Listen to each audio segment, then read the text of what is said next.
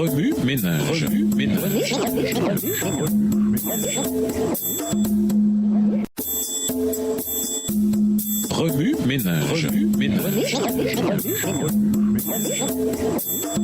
Bienvenue dans votre émission Remue ménage. Nous voilà au mercredi 25 janvier 2017. Faire la connaissance du Saint-Esprit. Lisons Éphésiens 2, verset 18. Éphésiens 2, verset 18. Car par lui nous avons les uns et les autres accès auprès du Père dans un même esprit. Le Saint-Esprit, troisième personne de la divinité. Serait-il une force impersonnelle, non identifiable?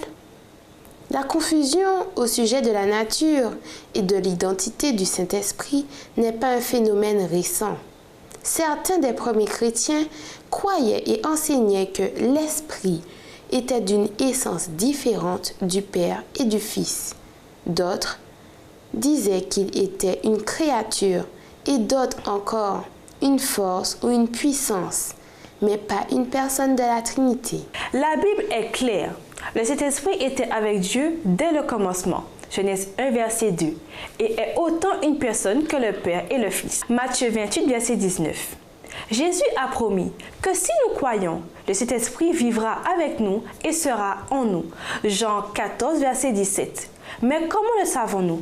Premièrement, il nous rappelle Dieu et sa parole. Parfois, dans nos ténèbres les plus sombres ou pendant nos moments les plus terrifiants, un verset biblique nous vient soudainement à l'esprit. De nulle part, dirait-on.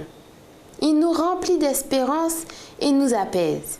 C'est le Saint-Esprit qui nous rappelle tout ce que Jésus nous a dit. Voir Jean 14, verset 26. Deuxièmement, il agit comme étant notre conscience. Vous avez-vous déjà senti poussé à faire la bonne chose? Avez-vous déjà ignoré cette puissante conviction pour être ensuite submergé par un sentiment de culpabilité? C'est le Saint-Esprit qui vous guide afin que vous reflétiez le caractère de Dieu. Acte 5, verset 3. Troisièmement, il nous aide à partager la parole de Dieu. Vous n'êtes pas un grand orateur public ou ne jouissez pas d'une connaissance biblique suffisamment profonde pour donner des études bibliques, pensez-vous. Et pourtant, si vous cherchez bien, vous vous souviendrez de ces occasions où vous avez été inspiré à dire exactement la bonne chose pour encourager quelqu'un. C'est le Saint-Esprit même qui a mis ces mots dans votre bouche. 1 Corinthiens 2, verset 4. Quatrièmement, il approfondit notre compréhension de Dieu.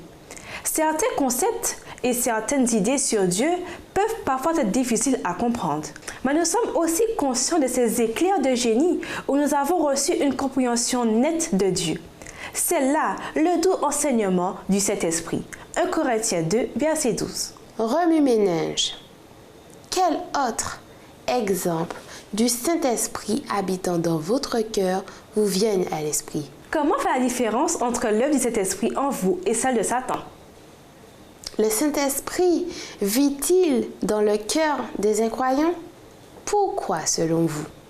Au revoir. Et à demain si Dieu veut.